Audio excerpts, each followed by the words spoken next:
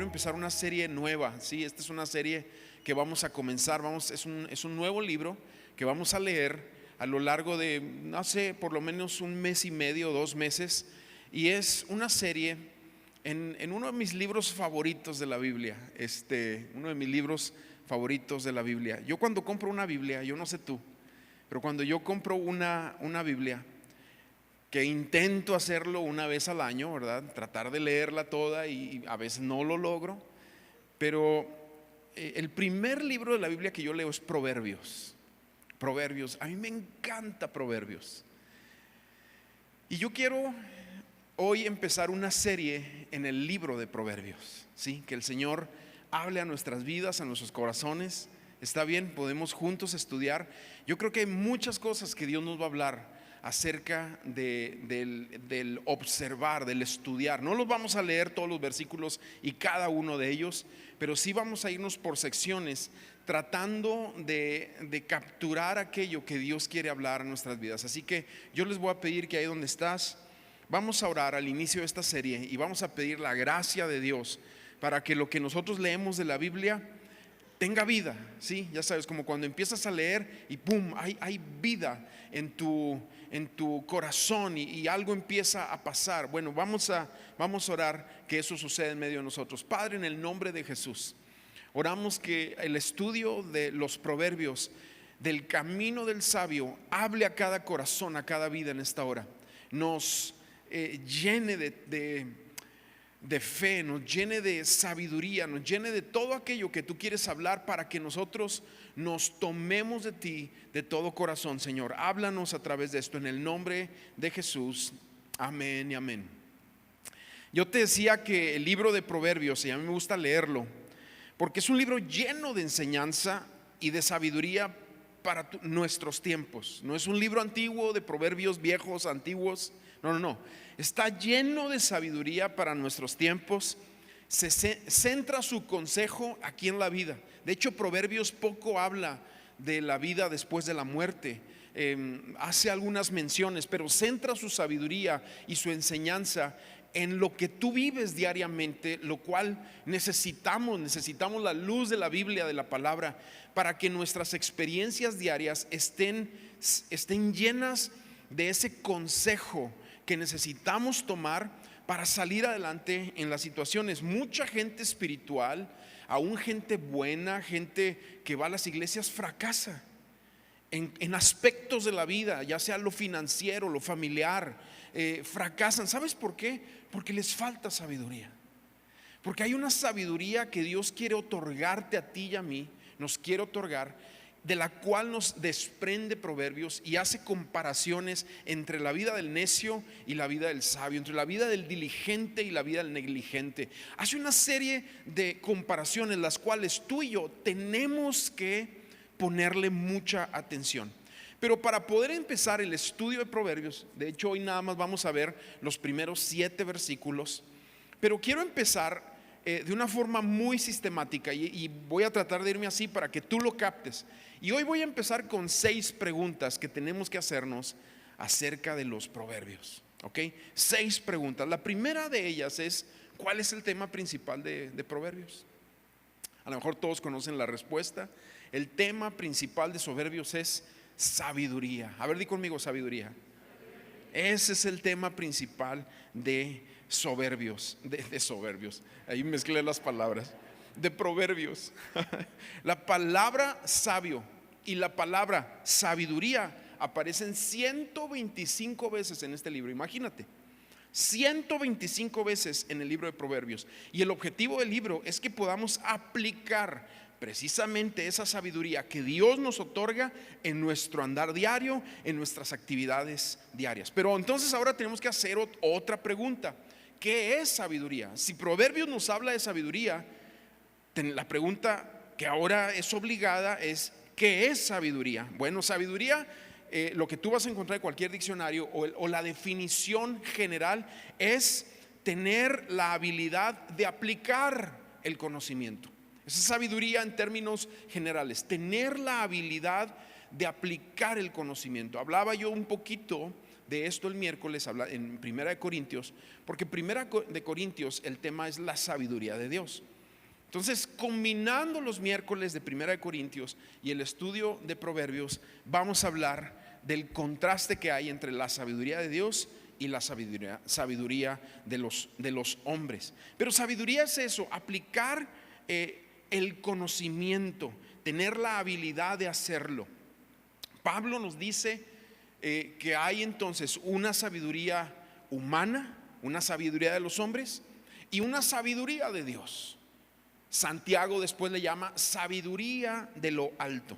Primera de Corintios, quiero empezar ahí antes de leer Proverbio con algunos versículos que nos refuerzan esto que yo te estoy enseñando ahorita. Primera de Corintios 2, versículos 4 y 5 dice Pablo: ni mi palabra ni mi predicación se basaron en palabras persuasivas de sabiduría humana, sino en la demostración del Espíritu y del poder. Porque la sabiduría de lo alto, o sea, el Señor Jesucristo, las palabras de la Biblia, lo que generan es un cambio transformatorio por encima de simplemente palabras persuasivas que te animan un tiempo y luego pasa eso y ya se te olvida, ¿sí? Entonces aquí nos va diciendo eso, demostración del Espíritu y del poder, para que la fe de ustedes no esté fundada en la sabiduría de los hombres. Ahí está, hay una sabiduría de los hombres, sino en el poder de Dios. Y en Primera de Corintios, ahí mismo, el capítulo previo, capítulo 1, versículo 30, ahora nos dice: pero gracias a Dios, ustedes ahora son de Cristo Jesús. ¿De quién eres tú? De Cristo Jesús. Fíjate lo que Dios dice: a quien Dios ha constituido como nuestra sabiduría. Ahora, esa nuestra sabiduría, que es Cristo Jesús, es a lo que en otra porción Santiago le llama sabiduría de lo alto. Es el Espíritu de Cristo. Dios en uno de sus atributos, Él es también sabio. Ese es uno de los atributos de Dios, un Dios sabio. Y Cristo es la sabiduría de Dios. Pero Santiago lo dice así en la sabiduría de lo alto. Dice, primero en el versículo 1 dice, capítulo 1 versículo 5 dice: si alguno de ustedes requiere sabiduría, pídasela a Dios. Y mi pregunta para ti es: ¿cuántos de nosotros necesitamos sabiduría? Aquí está el primero. Híjole, mano, cuando hablamos del que necesita sabiduría, para empezar, el que necesita sabiduría es porque sabe que no sabe. Es lo primero que hay que reconocer. Reconoces que te falta. Reconoces viendo a tu presente y viendo a tu pasado que has tomado algunas malas decisiones. Y reconoces que necesitas esa sabiduría que viene de lo alto para que transforme tu presente y el futuro se vea distinto. Es sumamente importante. Pero la sabiduría de lo alto, ¿qué es entonces? Es aplicar las verdades, principios, mandamientos, el carácter de Dios, la doctrina bíblica, los atributos de nuestro Señor, las enseñanzas de Jesús. Es saber aplicarlo de una forma práctica en nuestro andar diario.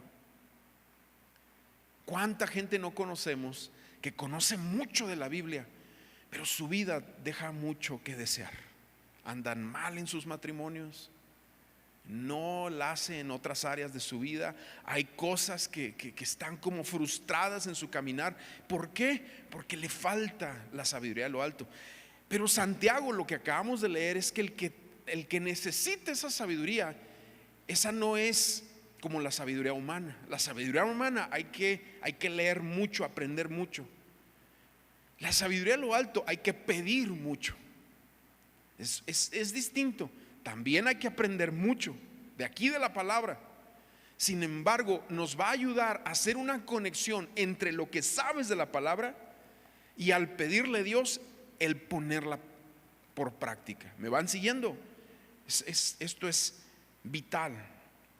Entonces Santiago más adelante dice: la sabiduría de lo alto, capítulo 3 versículo 17, dice que viene de lo alto, es ante todo pura, además pacífica, amable, benigna, llena de compasión, buenos frutos, ecuánime, genuina. Fíjate, todo eso es la sabiduría de lo alto. O sea, Cristo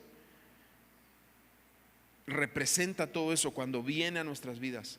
Porque la sabiduría realmente, cuando llega a tu vida, toca cada área de ti, tu familia, tu matrimonio, tu salud, tus finanzas, tu trabajo, relaciones, hasta tentaciones, debilidades, tu carácter, tu personalidad.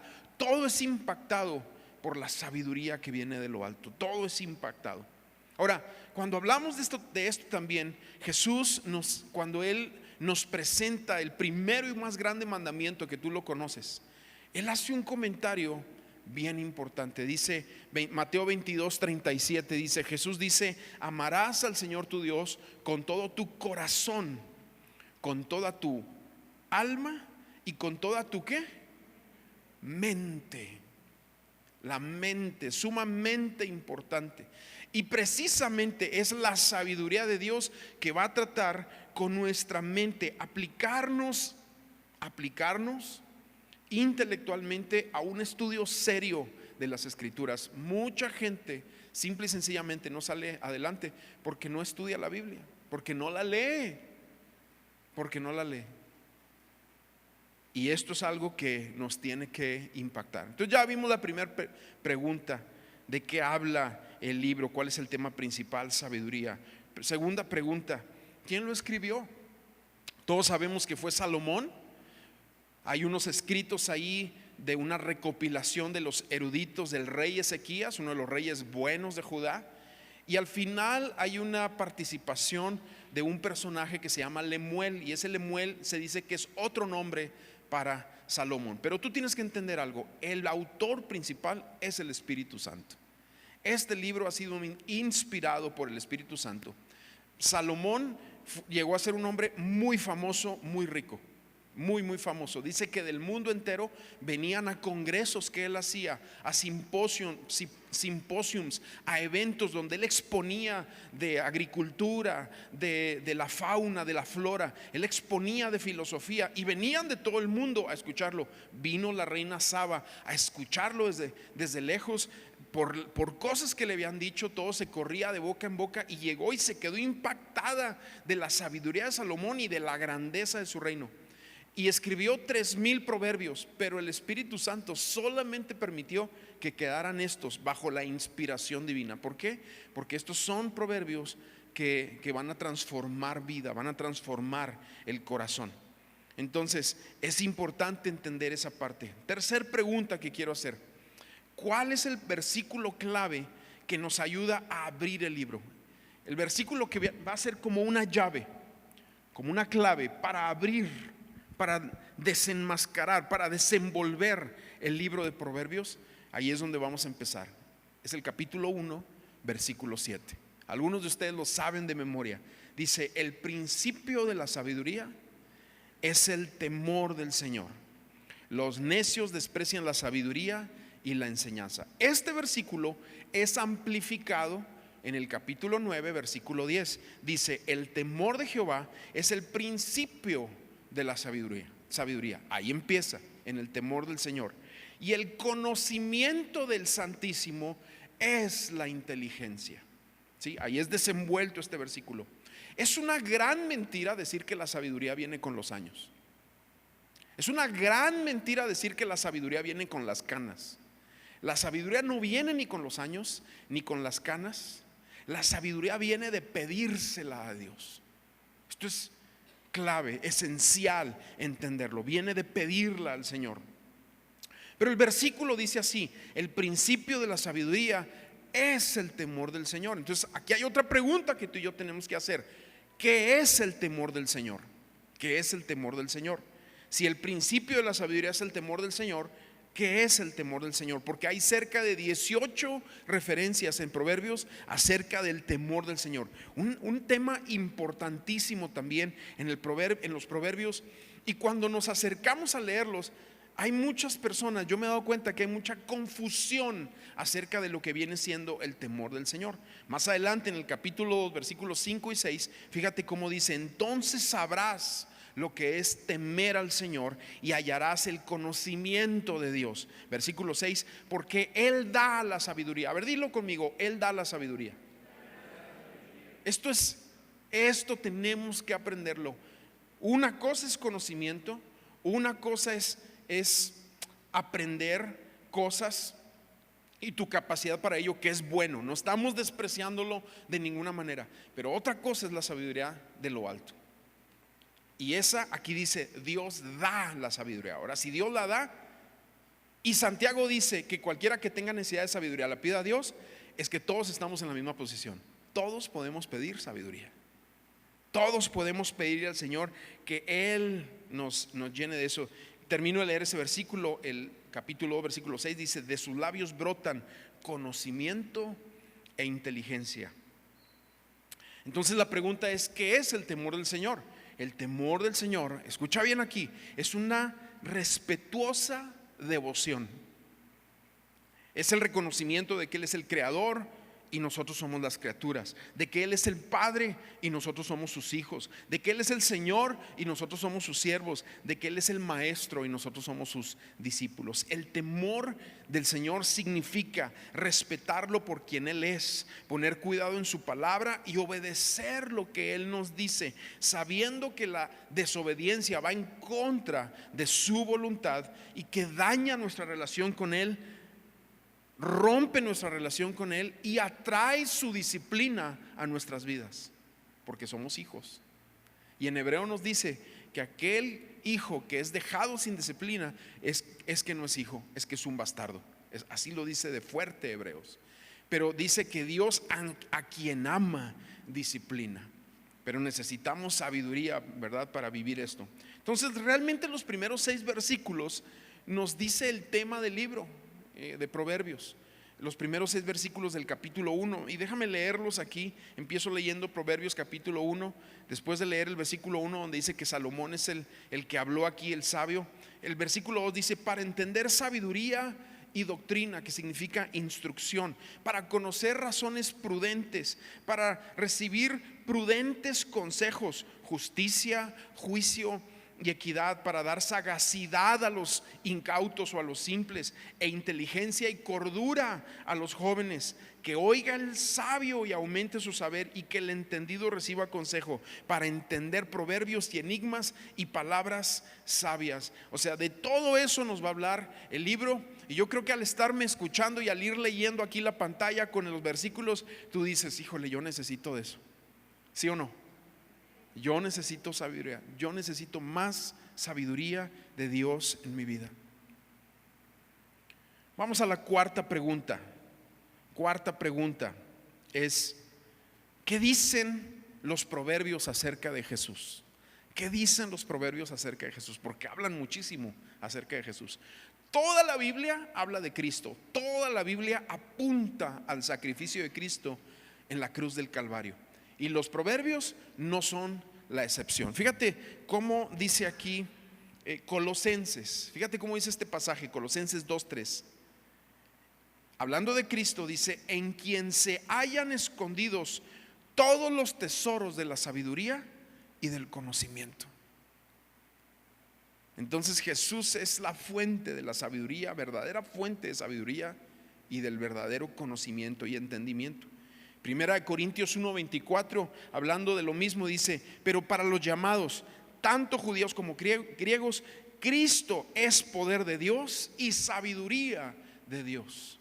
Entonces Proverbios, que nos va a hablar de este tema, realmente nos está hablando desde el Espíritu Santo, nos está hablando desde el corazón, desde el punto de vista de Cristo sobre nuestras vidas.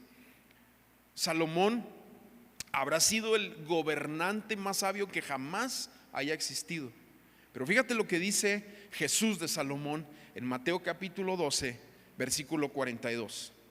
Dice: en el juicio, la reina del sur fue la reina que visitó a Salomón. Se dice que era una reina egipcia, la reina de Saba, la cual tuvo relaciones con Salomón, y de ahí vienen los judíos egipcios, que hasta la fecha, hasta el día de hoy, siendo un país musulmán, ahí hay un grupo de judíos. Pero bueno, ese es otro tema. Dice: la reina del sur se levantará contra esta generación y la condenará, porque ella vino desde los confines de la tierra para escuchar la sabiduría de Salomón. Y aquí hay alguien que es más grande que Salomón. ¿De quién está hablando Jesús? De él mismo. ¡Wow!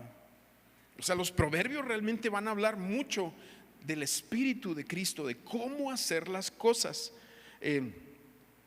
Realmente todas las bellezas de la sabiduría mencionadas en el libro de Proverbios están describiendo el carácter de Cristo, están describiendo su carácter.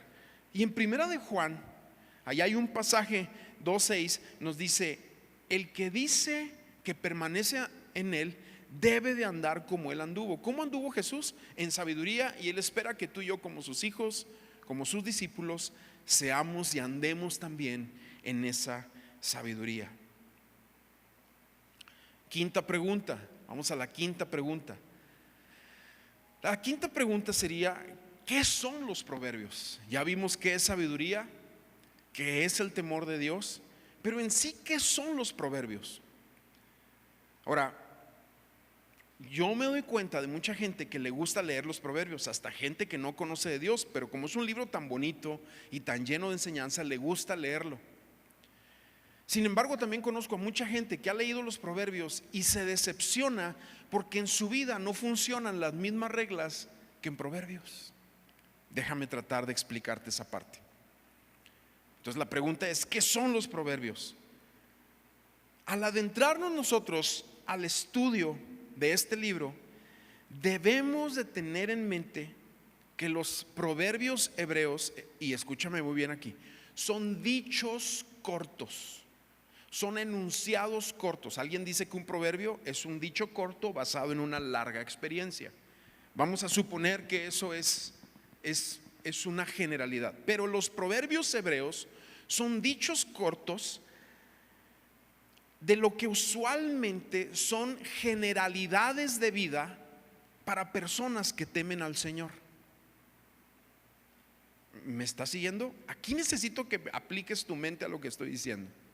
Son dichos cortos, los proverbios hebreos que estamos leyendo nosotros, acerca de verdades generales de vida para aquellos que atienden la palabra de su Dios, aquellos que siguen al Señor. Son verdades generales de vida sobre nosotros, pero escúchame bien aquí, pero no deben de ser tratados como promesas. Hay promesas, pero no todos los proverbios son promesas, sino generalidades de vida. Te voy a dar algunos ejemplos para que sepas de lo que te estoy hablando. Promesas, por ejemplo, hay muchas en Proverbios.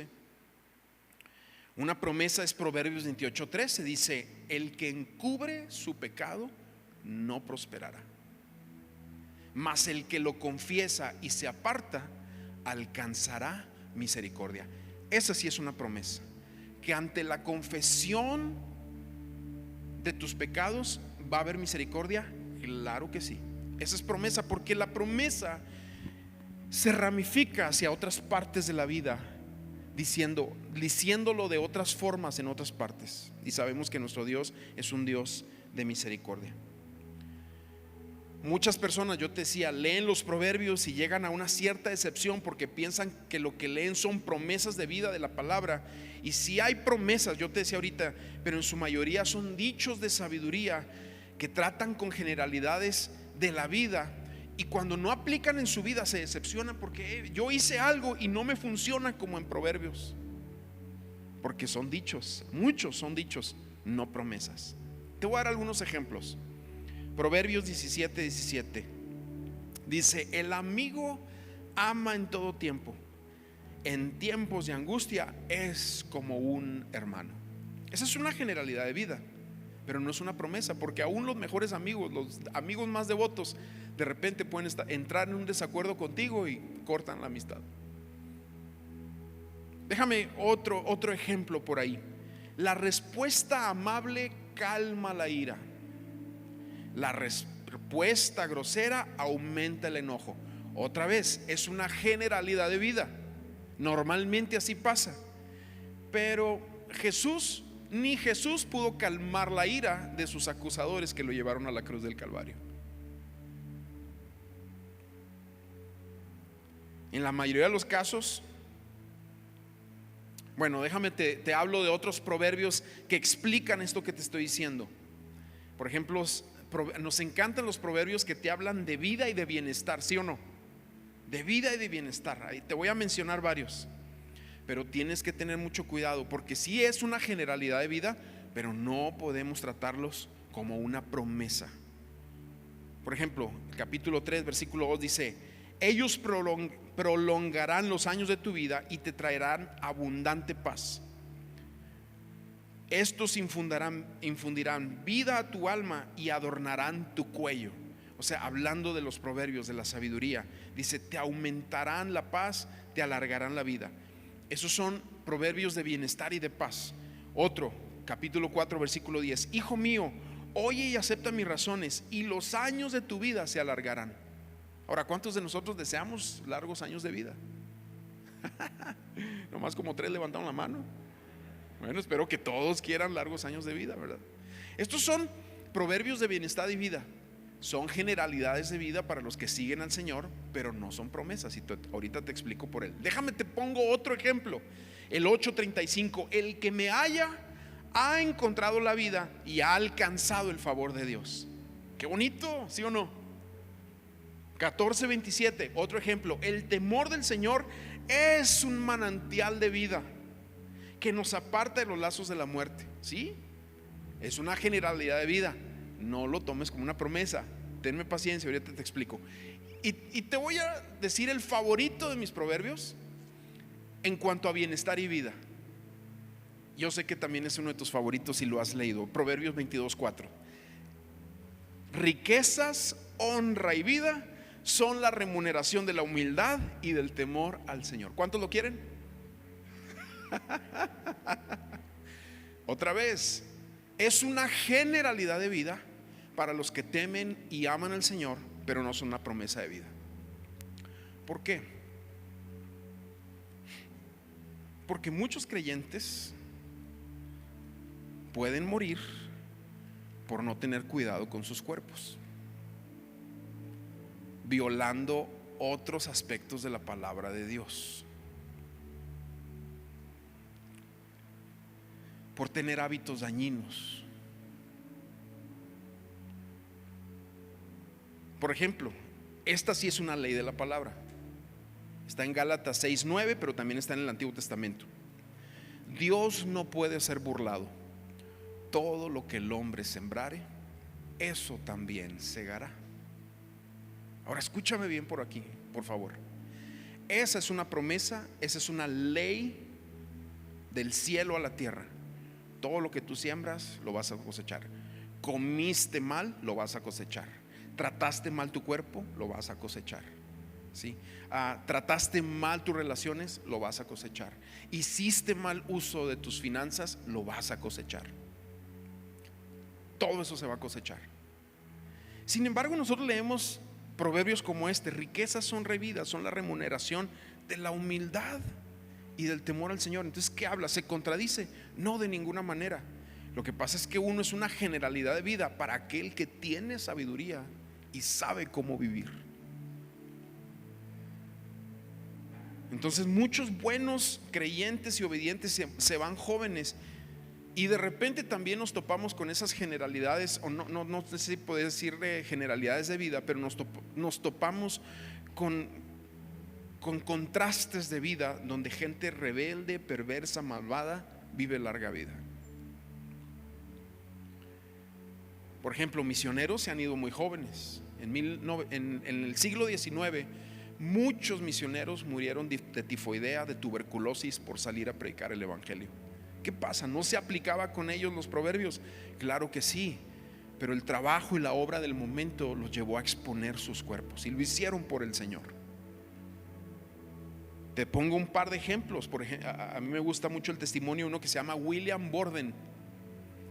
En Estados Unidos hay una leche que se llama Borden, y muchos pensaban que él era como el dueño de esa familia. No, esta es otra familia que hizo una fortuna a su familia, y él, siendo un joven de 20 años, heredó una fortuna. Se fue y se preparó para el Señor.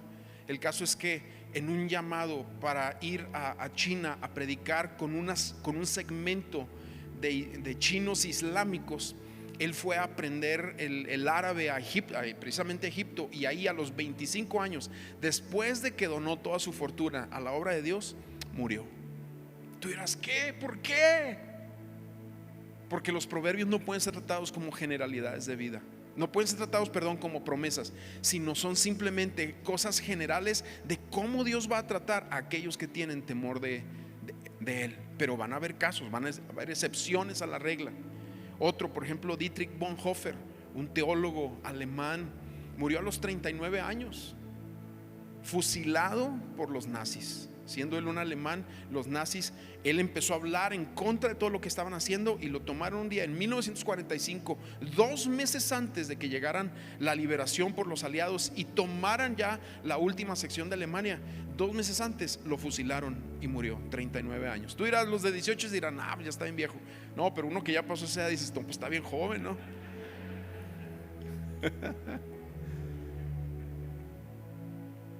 Otro proverbio que nos habla de esto. Me queda muy poquito tiempo. El Proverbios 11:8 dice: el justo se libra de la tribulación y en su lugar ocupa el impío. Pues eso le funcionó a Mardoqueo. Fue por los propósitos de Dios. Mardoqueo fue librado de las intrigas de Amán, y la horca que Amán había hecho, ahí le tocó a él en lugar de a Mardoqueo. Daniel en el foso de los leones, sabemos que inventaron una ley política para acorralarlo contra esa circunstancia, y lo echaron ahí, y el Señor lo libró del foso de los leones, y sus acusadores fueron a terminar ahí en el foso de los leones con todas sus familias por la acusación que hicieron. O sea, aplica en algunas ocasiones por los propósitos de Dios. Pero hay otras ocasiones donde no, donde nosotros vemos a muchos creyentes que han pasado tribulación, se les ha complicado en ese sentido. Es más, el Salmo 73, que es un salmo de Asaf, nos presenta uno de los contrastes, porque Asaf concluye diciendo que nuestro galardón como creyentes, a final de cuentas, es la vida eterna. Porque aquí de repente podemos, si empezamos a observar al rebelde, al perverso, al malvado, si lo empezamos a observar y nos comparamos, dice: mi corazón casi resbala por andarlos viendo. Por eso la Biblia te dice: pon los ojos en Jesús, no pongas, porque a lo mejor a ti te toca que tienes un jefe de esos que parece que casi trae aquí el 666, majadero, un patrón de esos así. Y tú dices: ¿qué onda, Señor? ¿Pero por qué si yo soy cristiano? Bueno, pues porque así es este mundo. Y recuerda que tú vas en contra de este mundo. Mira, leo unos cuantos pasajes del Salmo 73 para que entiendas lo que estaba viendo Asaf. Dice: en cuanto a mí, casi se deslizaron mis pies, poco faltó para que mis pasos resbalaran. Y es que tuve envidia de los arrogantes al ver cómo prosperaban esos malvados. Ellos no se acongojan ante la muerte, pues están llenos de vigor. No se afanan ni se ven golpeados como el resto de los mortales. La soberbia es su corona y la violencia su vestido. Tan gordos están que los ojos les saltan. Siempre satisfacen los apetitos de su corazón. Más adelante el versículo 17 dice: solo cuando entré en el santuario de Dios pude comprender dónde ellos van a terminar. Es cuando entramos a su presencia que nuestro corazón tiene paz y sabe que está conectado a la eternidad y no a este mundo. Y tienes que grabar eso en tu corazón. Esa sí es una promesa. Versículo 21 dice: yo tenía el alma llena de amargura, hasta sentía que el corazón me punzaba. El 23: y no obstante siempre he estado contigo, y tú me has tomado de la mano derecha, me has guiado para seguir tu consejo, y al final me recibirás en gloria. Versículo 25, y es donde se lanza en su adoración al Señor. Dice: ¿a quién tengo en los cielos sino a ti? Y sin ti no quiero nada aquí en la tierra. Amén. Entonces yo quiero llevarnos a través de este estudio de Proverbios para que podamos recibir de Dios. Y quiero hacer esta última pregunta y con esto termino. ¿Qué debo de hacer para sacar el máximo del estudio de Proverbios? Por cierto, como ustedes van a estar aquí los próximos domingos, por el favor de Dios, ¿verdad? Por la gracia de Dios, te invito a que leas Proverbios entre semana. Léelo unas 2-3 veces de preferencia. Léelo, medítalo, para que podamos juntos ir escarbando en esto. Pero la pregunta es: ¿qué debo hacer para sacar el máximo de este libro? Fíjate, Salomón en muchos de sus escritos va a usar el término hijo mío. Primero, entender que nos habla como a hijos, que los dichos de Proverbios es un padre dándole consejos de vida a sus hijos, para que tú los atiendas y entonces puedas recibir el fruto de entender, de atender. Otra palabra que constantemente va a salir aquí es escucha, atiende, óyeme, presta atención, porque Proverbios es eso, es la voz de Dios, es el Espíritu Santo hablándonos a través de todos estos dichos, de cuestiones generales de vida, para que tú y yo atendamos, que no seamos necios. Y luego Santiago en sus escritos nos dice que lo peor de todo es ser insensatos en nuestra manera de escuchar. Y Santiago habla de ser oidores olvidadizos. Eso es la máxima de la imprudencia, de la necedad y de la falta de sabiduría: escuchar y no atender.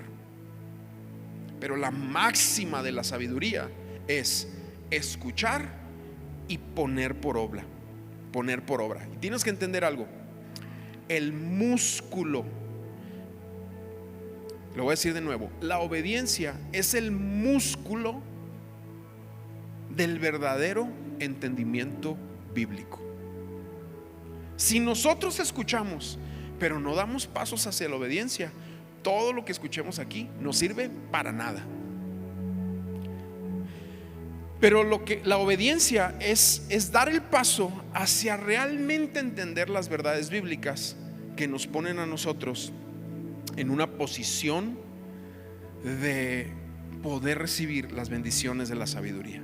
Amén. Así que bueno, yo te voy a pedir que nos pongamos de pie. Vamos a orar.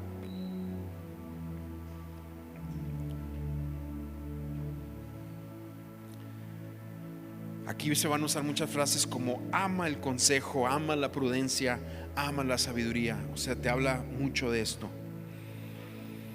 Y yo quiero que juntos